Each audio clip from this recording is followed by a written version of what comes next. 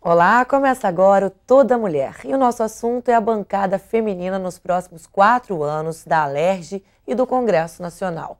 Apesar do pequeno avanço, a cada ano as mulheres estão mais participativas na política brasileira. Na Assembleia Legislativa do Rio de Janeiro, as deputadas devem ocupar 13 das 70 vagas em 2011. Para o Senado, 12 foram eleitas e a Câmara Federal deve manter as 45 parlamentares.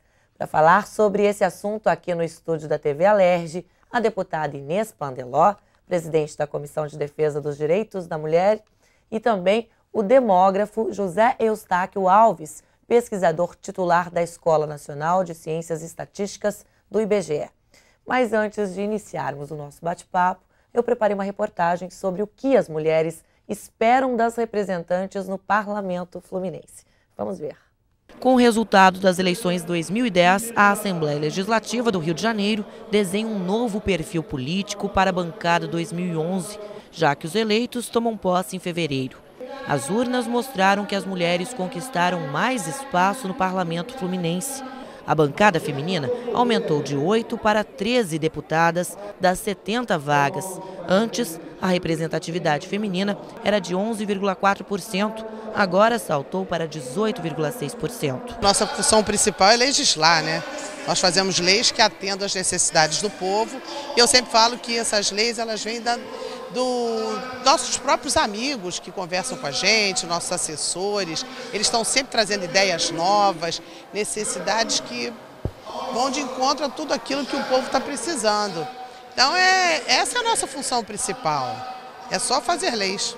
Como há candidaturas que ainda dependem de decisão judicial para serem validadas, o número total de deputadas pode mudar, mas as eleitas foram Clarissa Garotinho, do PR, Cidinha Campos, do PDT, Lucinha, do PSDB, Andréia do Charlinho, do PDT, Graça Matos, do PMDB, Graça Pereira, do DEM, Aspásia, do PV, Claice Mariazito, do PSDB, Inês Pandeló, do PT, Miriam Rios, do PDT, enfermeira Rejane, do PCdoB, Rosângela Gomes, do PRB e Janira Rocha, do PSOL.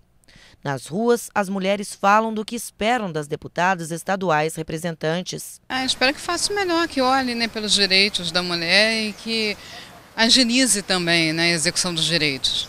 Que a mulher tem mais traquejo, né, em arrumar a casa, né? Que elas façam alguma coisa pela gente, né? Pelas mulheres. Algumas já vêm fazendo. E a gente espera que continue esse trabalho. Espero sucesso,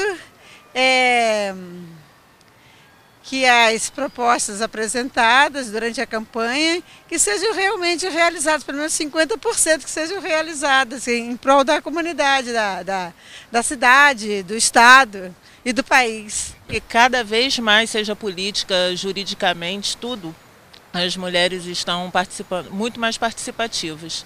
Na bancada, elas prometem retribuir com projetos os votos recebidos. A gente vê, claro, as leis, os projetos, claro, a gente tem que fazer toda a nossa parte como deputada, mas a gente tem aquele lado mulher, aquele lado mãe, que eu acho que faz toda a diferença do mundo. Então acho que as garotas de hoje, as meninas novas, 15, 16, 17 anos, essa turma que está começando a votar agora de 16 anos, elas poderiam se engajar nesse trabalho e ver que ser política é uma coisa boa. Os deputados apoiam a participação das mulheres, mesmo que ainda pequena.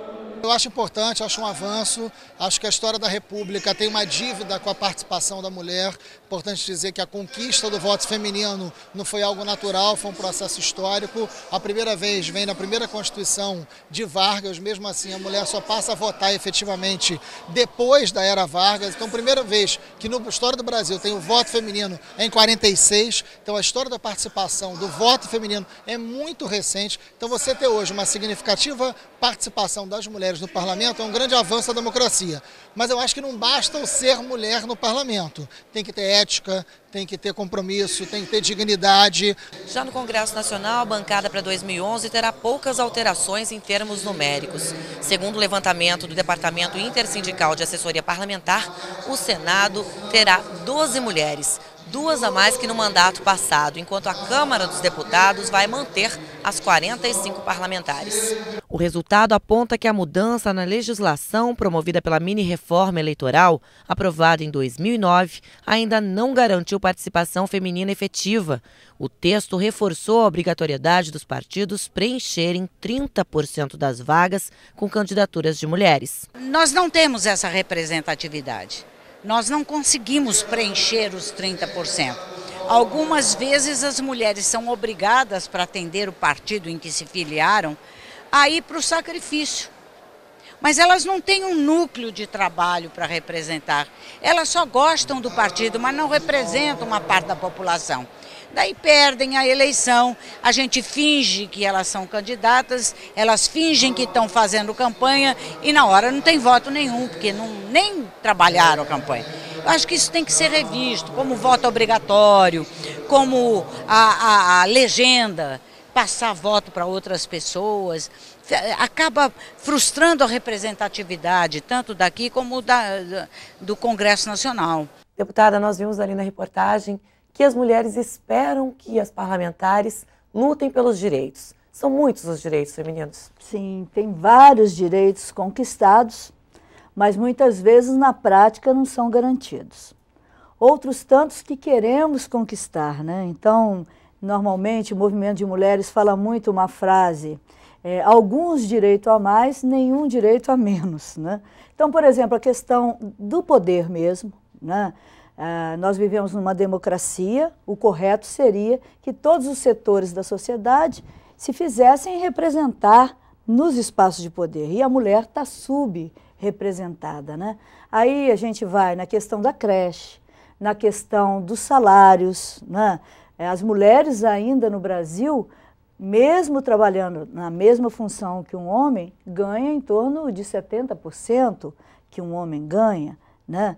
Então, tem muita coisa a ser implementada ainda. Então, a presença das mulheres nos espaços de poder vai garantir isso, vai garantir que todos os assuntos sejam discutidos do ponto de vista de gênero, ou seja, entendendo que a sociedade é feita de homens e mulheres, portanto, tem necessidades, condições diferentes, e cada vez tem que ser olhado isso também. A população não é uma massa única, né? Eu acho que essa é a questão que está colocada, tendo as mulheres nos espaços de poder, né? E esse salto de 8 para 13 deputadas da bancada em 2011 é um avanço considerável? Sim, sim. Sem dúvida que é um avanço, né? Acho que as mulheres têm avançado, muito embora estamos ainda bem distante dos 50%, né? Que seria o justo, né? Mas acho que foi um avanço importante, sim. A participação das mulheres na bancada brasileira é baixa em relação ao resto do mundo no ranking da organização ligada à ONU, que monitora a participação feminina nos parlamentos. José Eustáquio, essa mudança, ela ajuda a diminuir essa desigualdade na posição dos rankings internacionais?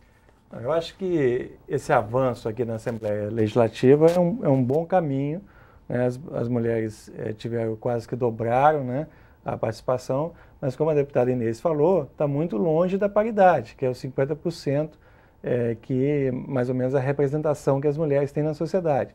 Então, se as mulheres participam da educação, participam do mercado de trabalho, se as mulheres contribuem, né, com todo o trabalho de cuidado dentro de casa, etc., para uma democracia ser representativa e ser justa, ela tem que dar um peso mais ou menos igual ao peso que as mulheres têm na sociedade, né? Vários países do mundo já chegaram, Ruanda já passou de 50%, tem mais mulheres no parlamento do que homens. E vários outros países estão perto da paridade, Suécia, os países nórdicos, Cuba, Argentina, Costa Rica, né? São países que têm mais de 40% das mulheres no parlamento. Então o Brasil está muito longe ainda, mesmo esse avanço aqui na Assembleia Legislativa, ele é menos de 20%, né, da participação das mulheres.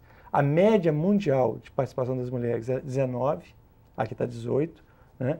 Então a gente tem que comemorar esse avanço, mas comemorar sabendo que ainda falta uma longa estrada pela frente para chegar nisso que a deputada falou, que é a paridade, que é uma campanha nacional, que é a verdadeira equidade, né, na divisão dos espaços de poder. Agora, é bom dizer que eu, quando falo 50%, eu não estou falando de aumento de cota, né? Eu estou falando de uma questão natural de ser uma representatividade numa sociedade democrática, realmente democrática.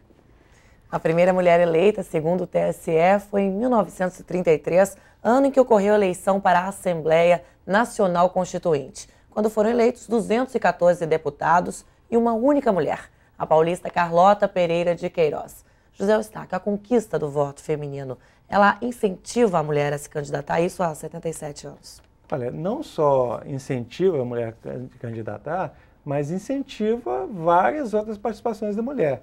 Por exemplo, eu tenho uma tese que o avanço da mulher na educação tem tudo a ver com a conquista do voto, porque antigamente a pessoa analfabeta não podia votar, né? Então, os próprios políticos do interior incentivaram as mulheres a entrarem na educação, inclusive para conseguir ter voto, né? Então, agora é uma coisa de direito, de fortalecimento. Agora, o que no Brasil, a história do Brasil, que demorou muito, né? A gente já vai, daqui a 2 anos, a gente vai fazer 80 anos da conquista do direito de voto, né? E durante 50, 60 anos, a participação foi mínima, né, das mulheres. E só recentemente, né, que a participação começou a aumentar, principalmente agora depois do processo de redemocratização, de 85, e principalmente depois da Conferência Internacional de Mulheres em Pequim, da 4ª Conferência, que recomendou políticas de ação afirmativa. Aí a gente pode discutir que tipo de cota, como é que é a cota, etc. Mas, concretamente, é o seguinte, se não houver ações afirmativas que forcem, inclusive, os partidos políticos a investir em mulher, a qualificar a mulher, a colocar uma estrutura, como a deputada Cidinha colocou, tem que colocar uma estrutura, um espaço para as mulheres se candidatarem, senão elas não vão conseguir candidatar. Então, o voto foi o primeiro passo, mas precisa muito mais outras coisas precisam ser feitas para que a gente consiga essa equidade de gênero na sociedade. Esse e outros assuntos, daqui a pouquinho nós vamos discutir no segundo bloco. Nós vamos para um breve intervalo e já voltamos com Toda Mulher, falando da participação da mulher na bancada do Congresso Nacional e também aqui na Alerj. Eu volto já já.